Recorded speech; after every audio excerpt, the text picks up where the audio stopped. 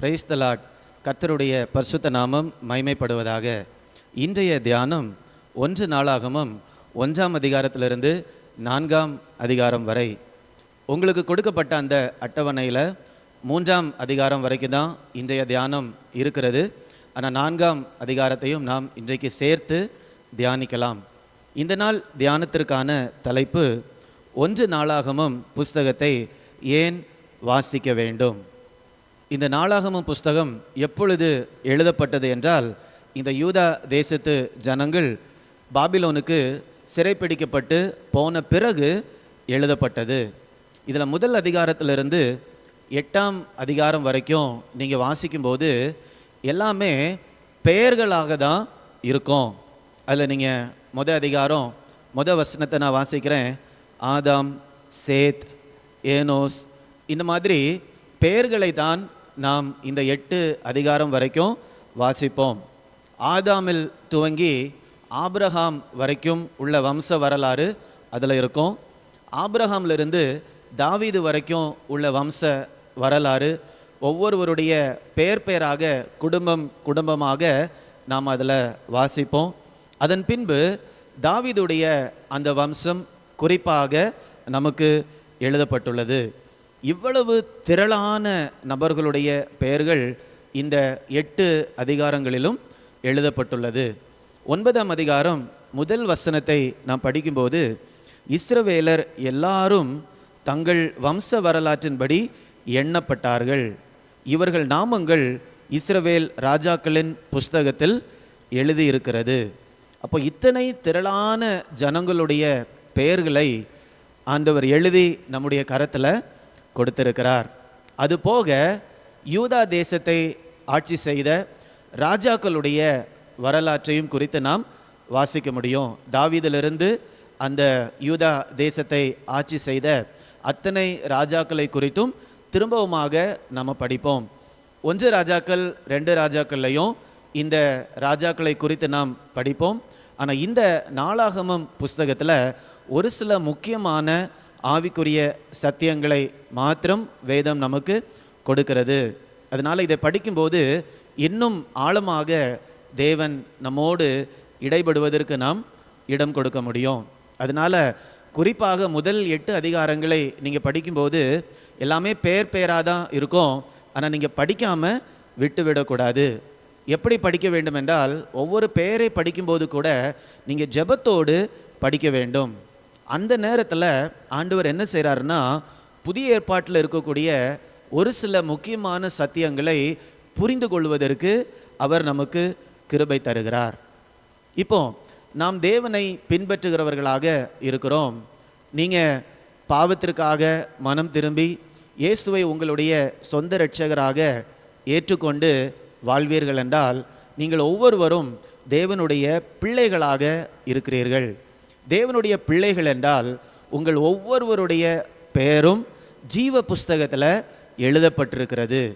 எப்படி இந்த இஸ்ரவேல் ஜனங்களுடைய பெயர்கள் ஒவ்வொன்றாக வசனத்தில் எழுதி இன்றைக்கு நாம் வாசிக்கிறோமோ, அதே மாதிரி தேவனுடைய பிள்ளைகள் ஒவ்வொருவருடைய பெயர்களும் ஜீவ புஸ்தகத்தில் எழுதப்பட்டிருக்கிறது.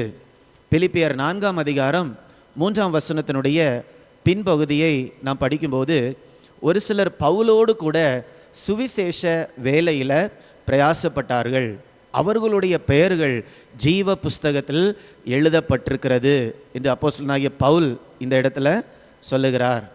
அது மாத்திரமல்ல, வெளிப்படுத்தின விசேஷம் 21ஆம் அதிகாரம் 27ஆம் வசனத்தினுடைய பின்பகுதி, ஆட்டுக்குட்டியானவரின் ஜீவ புஸ்தகத்தில் எழுதப்பட்டவர்கள் மாத்திரம் அதில் பிரவேசிப்பார்கள். இப்போ ஆட்டுக்குட்டியானவருடைய ஜீவ புஸ்தகத்திலையும் மனம் திரும்பி இயேசுவை உண்மையான இருதயத்தோடு ஏற்றுக்கொண்டு அவருடைய பிள்ளையாக மாறினவர்களுடைய பெயர்கள் எழுதப்பட்டுள்ளது.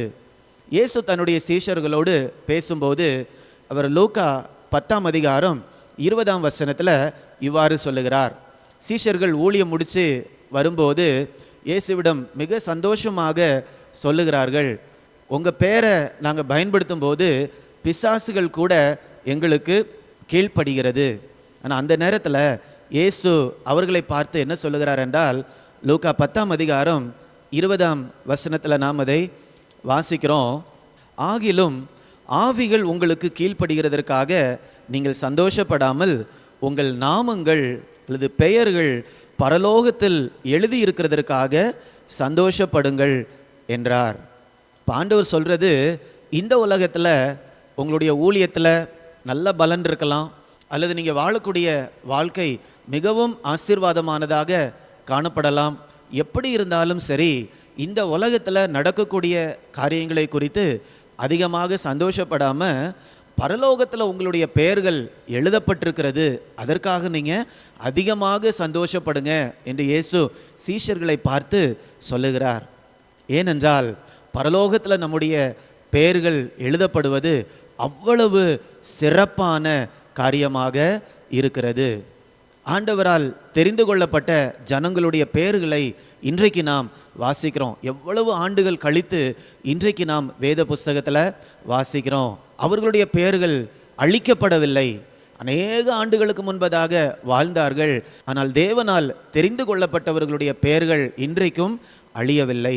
அதே மாதிரி இந்த பூமியில் நாம் இயேசுவை உள்ளத்தில் ஏற்றுக்கொண்டு அவருடைய பிள்ளைகளாக வாழும்போது பரலோகத்தில் நம்முடைய பெயர் எழுதப்பட்டிருக்கிறது. என்றென்றைக்கும் அந்த புஸ்தகத்திலிருந்து அழியாதவைகளாக நம்முடைய பெயர்கள் காணப்படும். அப்போ இந்த பூமியில் மிக முக்கியமான காரியம் என்னவென்றால், மனம் திரும்பி இயேசுவை உள்ளத்தில் ஏற்றுக்கொண்டு அவருடைய பிள்ளையாக மாறும்போது நித்தியமாக நம்முடைய நாமங்கள் பரலோகத்தில் காணப்படும். யார் யாருடைய நாமங்கள் பரலோகத்தில் காணப்படுகிறதோ நாம் அங்கேயே போய் சேர்ந்து அவரோட கூட யுக யுகமாக ஜீவிப்போம். அப்படிப்பட்ட ஒரு நம்பிக்கையை ஆண்டவர் நமக்கு கொடுத்திருக்கிறார்.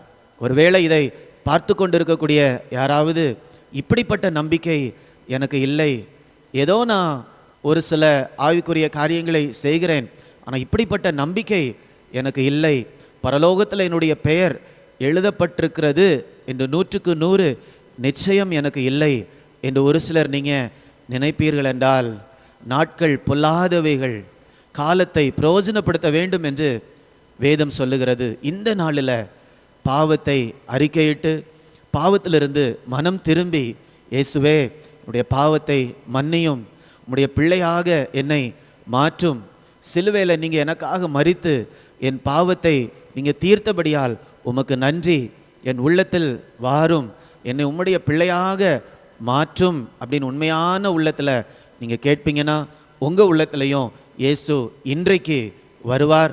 உங்களுடைய பெயர்களும் ஜீவ புஸ்தகத்தில் எழுதப்படும். நாம் ஜெபிக்கலாமா? அன்பின் பரலோக பிதாவே, உமக்கு நாங்கள் நன்றி செலுத்துகிறோம் அப்பா.